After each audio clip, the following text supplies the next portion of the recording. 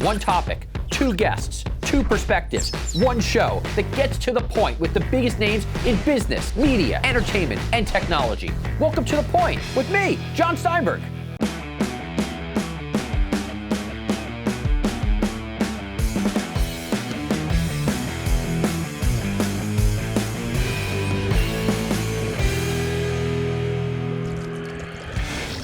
There are more than 125 million full-time workers in the United States.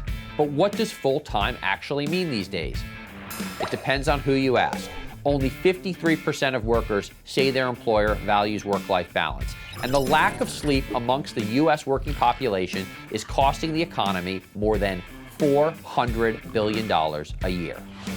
On this week's episode, I asked two of the country's most prominent and successful entrepreneurs about work-life balance, or what our first guest, Arianna Huffington, calls work-life integration. She's best known as the co-founder and editor-in-chief of the Huffington Post. Launched in 2005 as an alternative to the conservative-minded Drudge Report, the liberal-leaning HuffPo mixes political coverage and commentary. It has since grown into a full-service global news site, delivering hundreds of millions of page views every month. In 2011, Huffington sold the HuffPo to AOL for $315 million. But instead of enjoying the spoils, Huffington increased her workload as part of the deal, taking on editorial oversight of AOL Music, tech site Engadget, local news site Patch, and Stylist. 5 years later, she announced she would begin a new chapter. Her newest venture is an attempt to change the way we look at productivity, challenging the notion that burnout is the price we pay for success. Our other guest, Gary Vaynerchuk, is the king of hustle. I've got a lot of natural energy. I showed up on some people's podcasts over the last couple days, and a lot of people leave comments like, this guy's on drugs. Born in Belarus, Vaynerchuk immigrated to the U.S. as a small child, eventually settling in New Jersey. After graduating college, he returned home to run his dad's liquor business. Always the marketer, Vaynerchuk rebranded the company Wine Library and pushed into e-commerce. Soon enough, he became one of the most influential wine critics in the country thanks to his very own daily webcast. Not satisfied, he moved on, creating VaynerMedia with his brother in 2009. A full-service digital advertising agency, the company now has more than 800 employees and annual revenue north of $200 million. Along the way, he's become a venture capitalist, sought-after speaker, and best-selling author several times over. Today, Gary V is a brand unto himself. Two extreme points of view, two separate roads to the top, sounding off on everything from productivity. A productive day is a day when I'm full of joy about what I'm doing. I think I'm massively productive because I don't care what other people say. To sleep, when you push the thing on the alarm, is snoozing for losers. No, I love snoozing. Snoozing is terrible. It's the worst thing you can do. To starting off the day on the right foot. I remember what I'm grateful for. I take a minute to set my intention for the day, what I want from the day, not what the world wants from me. Grab my phone and go take a poop. These two executive powerhouses sound off on the best way to get work-life balance right. What is work-life balance to you? I don't like the term. Okay, good. I call it work-life integration. There's no balance, really. And it's all about making sure that when you do a lot of work, when you meet a deadline, when you ship a product, you take time to refuel. Okay, what does a productive day look like to you? A productive day is a day when I'm full of joy about what I'm doing. Whatever the challenges, I'm recharged enough, I can handle them with a sense of gratitude that I'm doing something I love. What should you cut out of your life to be more productive and happy? Watching Netflix. Okay. What gives you energy? Sleep, my children, hiking, music. What tires you out? Sleep deprivation and toxic people.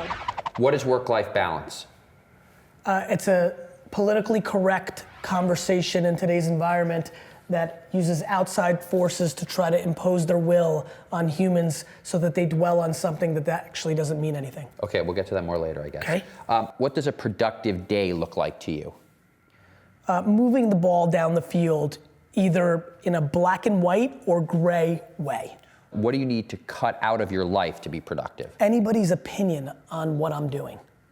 Like that, I think I'm massively productive because I'm never slow because I don't care what other people say. Okay. What gives you energy? Gratitude. What tires you out? Negativity and cynicism. Is snoozing, when you push the thing, on the alarm, is snoozing for losers? No, I love snoozing. Really? Yeah, I like snoozing. I usually set my alarm somewhere about 15 to 30 minutes before I really have to. And if I wake up and it's good and I feel okay, I just steal it back. And if it's not, I'll snooze a little bit. So it depends on your strategic snoozing strategy. Most adults spend 10 hours a day or more consuming electronic media. If we're on our smartphones and devices all the time, does that make us more productive? Here's what Arianna and Gary have to say. All right, let's change topics radically now, okay? I think you're addicted to your phone. Do you think you're addicted to your phone? You're on your phone a lot. Am I addicted to my phone? I'm addicted to human interaction, which I think the phone gives me a version of. But do you think maybe that the reason why you don't own the jets yet is because you're spending a lot of time interacting, lots and lots of time, as opposed to working on a big strategic plan where if you sat with a pad of paper, maybe you'd be better served at moments? I think it's a super smart observation, other than I don't think that I could make the money to buy the jets any other way than I'm doing it now. So for me, I don't view it that way because I think I'm putting myself in the best position to succeed. Okay, but I am starting to think that I should use my phone less. And I think it's possible that we're going to look back in 10 years and say, we would have been better served not doing it. I couldn't disagree with you more. Okay. My point being that I think we're demonizing technology, we're underestimating evolution of the human race, and that it's super cute that ideological people are imposing these wills with no substantial data of any sort or kind, and I'm in disagreement. The most important thing I do before I go to bed is I pick a time, normally half an hour before I'm going to turn off the lights. I turn off my phone and gently escort it out of my bedroom. Right. And then do you read before you go to bed, or what do you do for that 20 minutes of non-electronics? Then I have a bath or a shower, water, washing away the day. And then I read something that has nothing to do with work or Donald Trump or the media, poetry, history, novels. And I think that in the moments of calm, when you're not jacked into your device, when you're walking along a beach or you're outside in the fall, that's when the possibilities of change come to your mind, I think. Absolutely, because you're less likely to just assume that the treadmill of your life is all there is. Coming up, should you always lead by example? Does everybody there work as hard as you? Nobody should. Nobody should. The problem is not people working hard. The problem is people building a kind of cumulative stress deposit. Yes, Welcome back. As we continue our exploration of work-life balance, our CEOs tell us about the example they try to set for their employees. In being the leader of the company, how much of it is leading by example in terms of these balances that we've talked about today, and how much of it is trying to be more prescriptive or an educator in terms of these things? I think it's both, and I think it's building a certain culture where, for example, we're not saying working at Thrive means you're working from 9 to 5. Yeah. What we're saying is that if you're shipping a product, if you're meeting a deadline, and you're working harder than usual, take time to refuel. We take it Thrive Day. We call them Thrive Days. Yes. The problem is not people working hard. The problem is people building a kind of deficit, a kind of cumulative stress deposit. Yes, We don't need to do that. How often do you check in with the office when you're on vacation? I don't vacation that much when there's normal office. There's nothing worse for me than the world is working and I'm not. You have a founder-centric culture. I have a founder-centric culture. It's Yes. unavoidable, especially for you who are so visible, right? Does everybody there work as hard as you? I mean, Nobody should. Nobody should. Not everyone wants to be a little Gary Vee at VaynerMedia. I would actually argue a lot of people really, really desperately don't want to. Okay, why? I have an incredible relationship with my company. I'm very happy about it, but I've given no nuance to them about they have to hustle or this and that. They know where I stand. How do you work at a company where the motto and the credo is about hustling and crushing it, and not everybody? They know that I deploy empathy and that I have no interest in doing anything other than exaggerating their strengths. And if they're a creative mind that needs quiet, or if they're somebody who needs 9 to 5, I want them to be the best version of that. I don't judge or try to impose.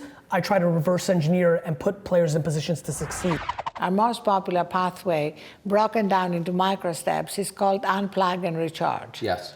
Helping people, helping companies set boundaries to our use of technology, including a vacation tool that we have called Thrive Away. So next time you're on vacation, you can use Thrive Away, and if I email you, I'll get an email back, John is on vacation until next time, this is urgent, contact so-and-so, somebody you have assigned. If it is not, email him again after January 4th, when he's back, this email will be deleted. Well, I like that. I remember you used to do that, the deleted email message. It's actually a great thing. Because you get a clean slate when you come back. Yes, and also because when was the last time you had 0 emails in your inbox? Never. How often do you check in with the office on vacation? I check in with the office 2-3 times a day, but most of the time I go in Thrive mode. Okay. How much vacation should a productive worker take? There isn't any particular set time. It could be a couple of weeks. The key is, what do you do on vacation? If you are perpetually wired and connected while juggling time with your family, it can actually be more stressful than non-vacation. Coming up, Gary and Arianna tell us how being immigrants has shaped their respective work ethics. Being a country of immigrants makes America a very empathetic country. And I think one of the things we lose when we're burnt out and stressed is empathy. Welcome back to The Point. Born in Belarus, Gary Vaynerchuk came to the U.S. at the age of 3. Arianna Huffington was born in Greece and moved to the U.S. in her 30s, becoming a citizen at the age of 40. Here's what each of them had to say about how being an immigrant colors their worldview and their work ethic.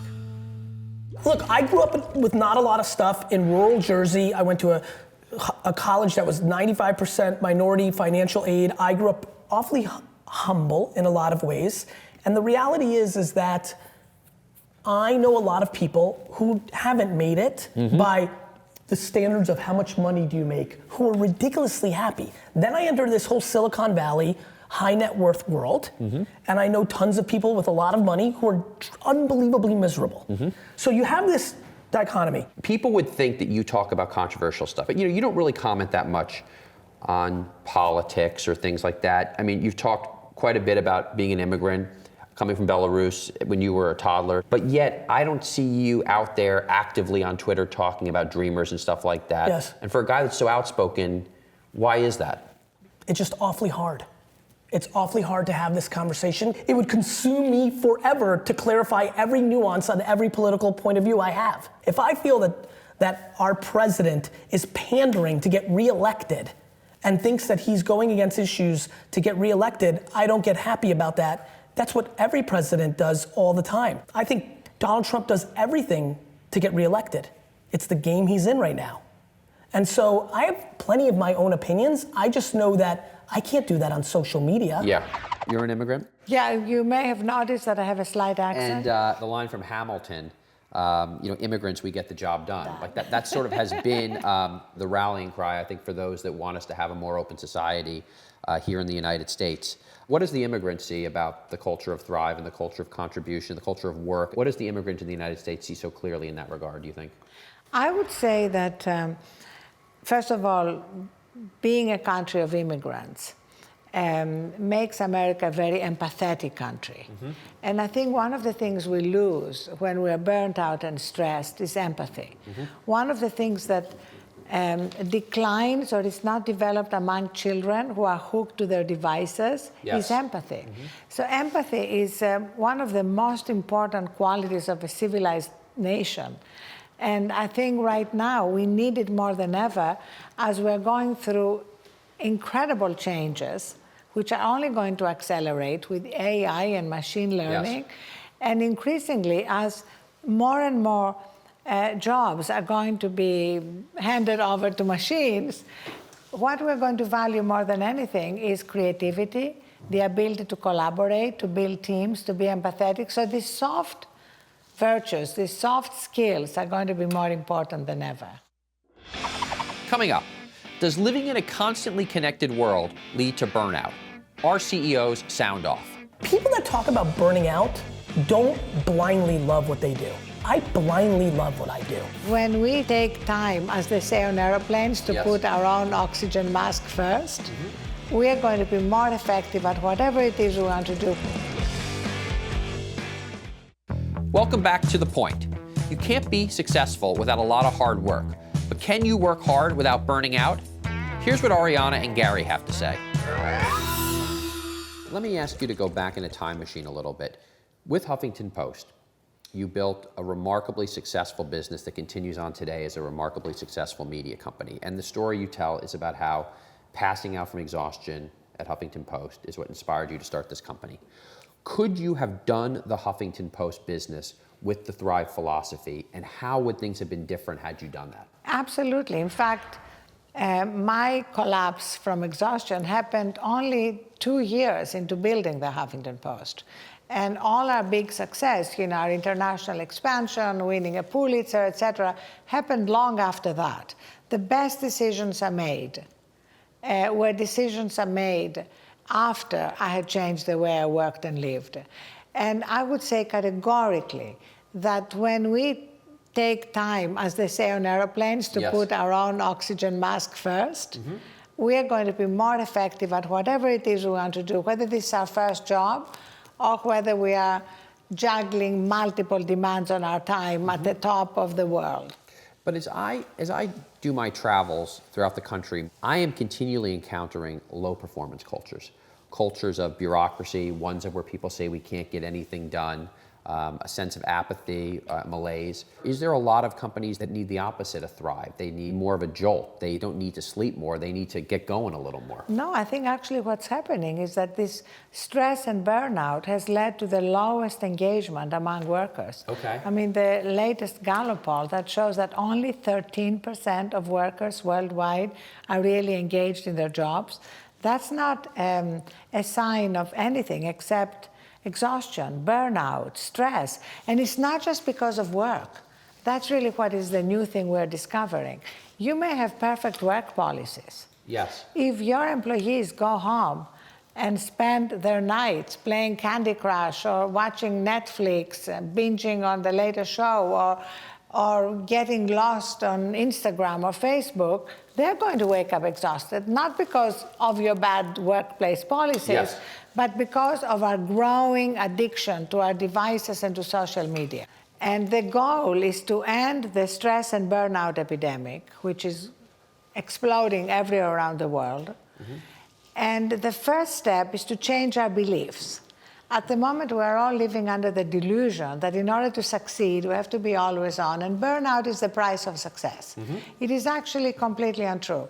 Taking time to get enough sleep, to recharge, to take breaks, to reconnect with yourself would make you more successful, because success is really about big ideas. It's about creativity. Why did you decide to go deep on working out and then make it so much part of what you do publicly and what you tell people about publicly? I was 38 and a half years old. I wasn't eating well, I wasn't exercising. I was sleeping, ironically, which would have been the part I think most people thought I wasn't doing. I realized, oh crap, the reason I'm not good at physical fitness, but I'm good at business, is because I'm accountable to somebody else in business. My employees, my audience, my customer. Physical fitness is, I'm accountable to myself. I'm not competitive with myself. I'm too big of a fan of myself. I really mean it. Okay. So that's when you hired the first trainer who kind of followed you around 24/7. I figured out, crap, I need to be accountable to somebody. Let me hire somebody full-time who travels with me, and they'll babysit me and smother me. But most of all, I have to tell them my weight every day, and they have to look at it, and it worked. But this is a little bit of a contradiction. You began by saying that you don't want people's opinions on you and judgments of you, and yet you're saying to get physically fit, you needed a third party's judgment of you. That is exactly right. So that's a contradiction. I don't know if you've heard the headline, I'm a walking contradiction. Okay. How do you avoid or think about burnout for yourself personally, and then how do you think about it for others in your company? Burnout. I think the key for me, for employees and the people around me, is to create a culture that makes people feel safe to talk about it. I think VaynerMedia is super interesting. I think there's out of the 800 people, God, 90% have great work-life balance. People, there's people that want to aspire and show me, but Like, it's sneaky, man. Like I actually think people could hustle a little more at Vayner. Like have made it cozy. I think that at Cheddar too. Yeah. I think we've made it cozy. And so I don't stress that because I think that we have too much data that shows on our retention numbers, on our communication and our views, that there's always people that are gonna work themselves up into a frenzy. And we invest quite a bit on HR and all that. As far as me, I'm in control. That doesn't even cross my mind. Here's why. I'm fully in control. Yeah. If you complain, let's start with the key to everything here. It's about complaining. Because if you're complaining, that means you're upset.